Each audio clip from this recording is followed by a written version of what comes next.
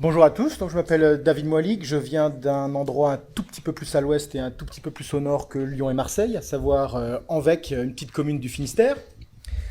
Donc je suis formateur en aménagement paysager au sein d'un domaine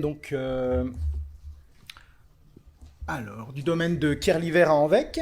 Donc c'est une école, un centre de formation où on a donc un CFA, mais également un centre de formation pour des adultes en reconversion, donc du BPA jusqu'au BTS. Vous allez voir dans la présentation que les élèves ont un rôle majeur dans l'écolabilisation de notre site. Donc c'est une école un petit peu atypique, c'est un manoir du 15e et du 16e siècle qui appartenait donc sur un domaine de à peu près 40 hectares, qui appartenait au monsieur à gauche là, qui était un négociant en bois, et donc le domaine de 40 hectares et le manoir lui appartenaient, et à son décès, il a légué à la commune de Anvec sur lequel le domaine se situe, par voie testamentaire, donc le domaine entier, hein, une donation, avec comme obligation d'en faire une école.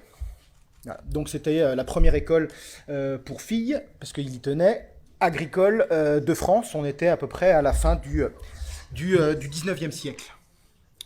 Donc le fait qu'elle appartienne à la commune, cette école a des éléments particuliers en termes de gestion et d'aménagement pour nous, qui travaillons sur ce site tous les jours, à savoir que quand on veut proposer un aménagement, on se doit de demander l'autorisation, et c'est un site qui est ouvert au public en permanence. Donc l'école, le manoir, est fermé évidemment le soir et le week-end, mais le site, il y a des sentiers de randonnée qui le parcourent, ce domaine de 40 hectares, et donc on se doit aussi d'apporter de la communication et des éléments aux gens qui viennent de l'extérieur.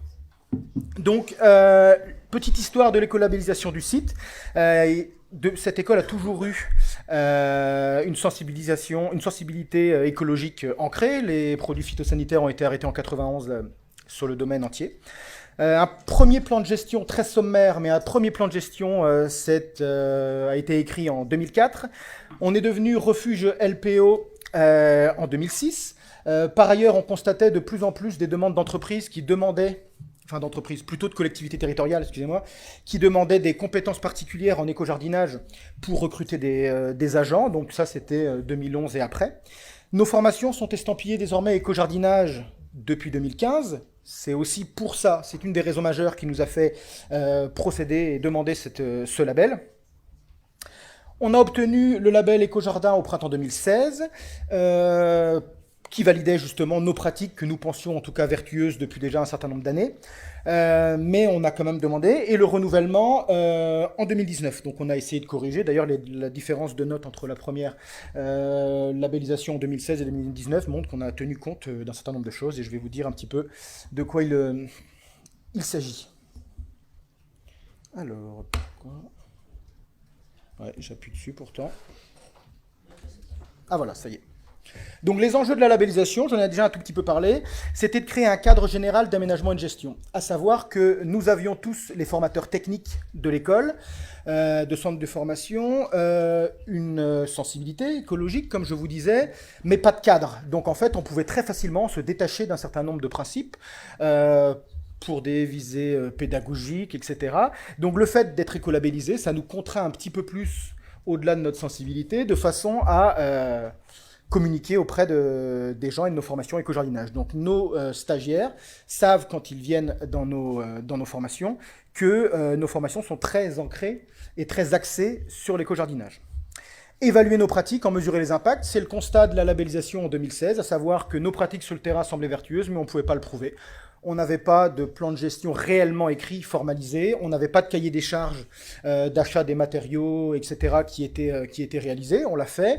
Et on n'avait pas d'inventaire faunistique et floristique. Donc on ne pouvait pas savoir si nos pratiques permettaient de développer ces écosystèmes que nous avions. Donc si c'était positif ou négatif. Ce qu'on a voulu faire avec ça. Nourrir la pédagogie, je vous le disais tout à l'heure, à savoir que quasiment tous les documents réalisés pour l'écolabellisation du site ont été réalisés par notre classe de BTS, aménagement paysager, dans le cadre d'une option qui s'appelle le MIL, c'est un module d'initiative locale.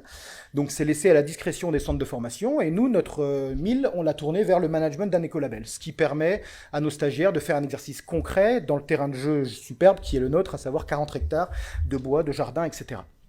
Et enfin, sensibiliser les personnes extérieures au centre de formation, parce qu'il y a un sentier de randonnée, comme je vous le disais, il y a des événements, le domaine est loué le week-end pour des mariages, etc., puisque c'est un beau site. Donc, il fallait développer aussi tout ça, parce que nos pratiques étaient plus ou moins bien comprises des gens qui venaient arpenter les sentiers le week-end d'ici. Donc, les BTS ont d'abord réalisé un plan de gestion différencié. Vous voyez la cartographie en haut à gauche. Donc, on a des espaces qui sont... une bonne partie de nos 40 hectares sont boisés. Il y a des boisements d'alignement, il y a des boisements qui sont plutôt à but production.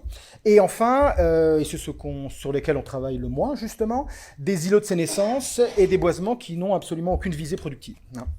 Donc les stagiaires ont développé des calendriers d'intervention des espaces. Vous avez un exemple notamment pour les espaces enherbés. Et puis donc notre travail s'oriente autour de 3 classifications. Mais tout le monde l'a dit ce matin, la plupart des plans de gestion vivent au quotidien. Le nôtre, il vit également au quotidien et on l'actualise pas forcément toujours. Je prends un exemple tout à l'heure sur les zones enherbées qui montre que même si on nous dit... si le plan de gestion dit qu'il faut faire tondre jamais moins de 8 dans certaines zones, etc., pour une même zone, eh ben, on peut avoir 2 gestions différentes. On va voir tout à l'heure qu'avec l'orchis, enfin tout de suite d'ailleurs, l'orchidée à fleurs lâches, elle nécessite des zones plutôt humides avec une fréquence de tonte moindre. Elle avait presque disparu chez nous alors qu'elle est plutôt présente ailleurs. Donc on a voulu la faire revenir et elle revient parce qu'on a remonté les hauteurs de tonte. Et par opposition à ça, sur les mêmes endroits, en tout cas qui ont le même code de gestion, nous avons une petite fleur bleue qui s'appelle Polygala et qui, elle, se développe sur des zones où justement les graminées sont moins denses et plutôt sur les zones de mousse. Donc dans le plan de gestion, ces espaces enherbés appartiennent exactement au même code de gestion. Mais pour autant, à cet endroit où le Polygala se développe, là on va tondre très ras volontairement, et d'autres endroits avec un même code de gestion. Voilà, donc c'est toute la différence entre la théorie d'un plan de gestion, qui est nécessaire d'avoir pour se cadrer, mais l'observation terrain est également essentielle. Ensuite, les stagiaires, toujours les BTS dans le cadre de leur mille, ont rédigé un cahier des charges d'achat et d'utilisation des matériaux. Donc ils ont commencé par faire un inventaire, des préconisations d'achat, un suivi. Ils ont réalisé un tableau des suivis de consommation. Nous sommes un établissement de formation, donc l'utilisation de la tronçonneuse, des débroussailleuses et de tout ce matériel thermique utilisé régulièrement en espace vert, on n'a pas le choix. On est obligé de fonctionner, mais on veut le raisonner, ce qui fait qu'on apprend à nos stagiaires à connaître leur consommation, à faire en sorte de le diminuer au maximum, etc. Donc ce cahier des charges, il travaille notamment là-dessus. Je prends un exemple pour le bois, notamment. Les stagiaires et nous qui encadrons cette option, on a tranché sur le fait qu'on ne peut plus acheter évidemment de bois exotique, plus de bois traité non plus. On a fait un inventaire de ces bois-là, ils sont remplacés dans le temps petit à petit.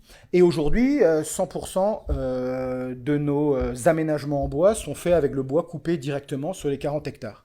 Donc pour un arbre, par exemple, qui est coupé, parce qu'on a aussi des formations en abattage, des travaux forestiers, etc., on va récupérer les rameaux les plus fins, etc., pour du broyat. On est très largement autosuffisant en broyat. Ensuite, les sections plus importantes sont utilisées en bois de chauffe, qui est vendu sur place, et le plus beau bois va être utilisé en bois d'œuvre. On en fait des planches, des lames de platelage bois, etc., et on va faire le bardage de nos ateliers, on va refaire des choses comme ça pour utiliser 100% de l'arbre qui aura été coupé.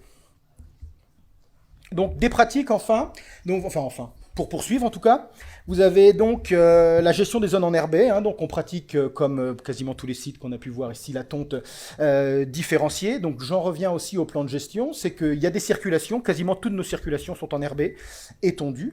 Donc il peut y avoir une tonte de ces circulations qui est intensive, à savoir 18 à 24 tontes annuelles dans un espace qui pourtant est en tonte extensive, notamment pour permettre aux stagiaires, mais à tout le monde, d'aller découvrir la faune et la flore sauvage qu'il peut y avoir dans une prairie fleurie. Si la prairie fleurie ne peut pas être, entre guillemets, visitée par les gens, c'est plus difficile de sensibiliser, etc. Alors par contre, on va faire une rotation. C'est que certaines années, les circulations vont être tondues à un endroit et on les déplace, ce qui permet aussi de montrer aux stagiaires qu'il n'y a pas que des logiciels très complexes et de l'aménagement très complexe en termes de technique qui peut avoir un impact sur la mise en scène de l'espace, mais que l'entretien peut lui-même être très créatif. Donc on fait des vagues un petit peu différentes, on change les zones de circulation, on a l'impression d'être dans un nouvel espace alors que c'est le même. Là où on doit travailler encore, c'est l'inventaire faunistique et floristique. On a tout décidé, on a tout cadré, les protocoles sont faits. Maintenant, on en est au balbutiement, donc on est en train de travailler là-dessus. Un exemple à droite parce qu'on est désormais refuge grenouille, donc nos stagiaires ont déterminé un certain nombre de zones humides intéressantes et ont procédé l'année dernière au premier piégeage pour pouvoir voir quel type d'amphibien était présent, et on l'a fait de même actuellement, on est en train de le faire pour les chauves-souris, donc qui nécessitent des compétences particulières. Donc pour repérer les gîtes, c'est relativement simple, on peut le faire, on a un manoir avec des combles très anciens, donc on sait qu'on en a là-dedans, du grand rhinolophe par exemple, les chouettes hulottes, etc. sont des oiseaux qu'on peut repérer relativement facilement, mais dès que ça devient technique, on va être en lien avec un certain nombre d'associations, et on va, avec nos stagiaires, procéder à des inventaires. Ça permet aussi de sensibiliser et nous de développer nos compétences là-dessus. Encore un certain nombre de techniques. Et donc vous voyez en haut à gauche que on a une zone maraîchage, parce qu'on a une formation maraîchage biologique aussi, où le travail du sol extrêmement superficiel est fait avec la traction animale. Donc on a 2 ânes qui travaillent, entre autres, qui pâturent aussi surtout, mais qui travaillent un petit peu sur le site. Il y a un élément que je n'ai pas dit, c'est qu'on est en zone de captage d'eau, ce qui fait que notre activité est extrêmement restreinte par endroit. Par exemple, dans le périmètre A de la zone de captage, on n'a pas le droit de faucher et de laisser sur place. Il faut automatiquement exporter. On n'a droit qu'un travail de sol tous les 5 ans. Enfin, tout un tas de règles comme ça qui nous contraignent énormément. Donc le travail superficiel est requis pour ça. Dès qu'on intervient sur une zone sensible de boisement ou difficile d'accès, on va avoir recours aussi, c'est un atelier pédagogique intéressant, au débardage à cheval. Ensuite, pour les plantations, des équipes ont également travaillé sur le maintien de continuum écologique, de façon à trame verte et bleue y travailler. Donc on a notamment regarni certains talus, parce qu'on est dans une zone quand même agricole, pour replanter des espèces du bocage breton.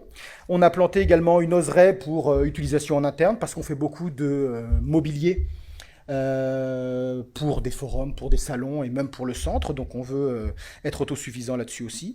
Donc vous le voyez ici, tout le bois utilisé en bardage, c'est du bois d'ici, le paillage, mais on a très largement suffisamment de matériaux pour ne pas en acheter, on en a même trop. Ce qui fait qu'on utilise aussi pour valoriser ces déchets verts qu'on appellera plutôt des coproduits du jardin, parce qu'ils sont très utiles.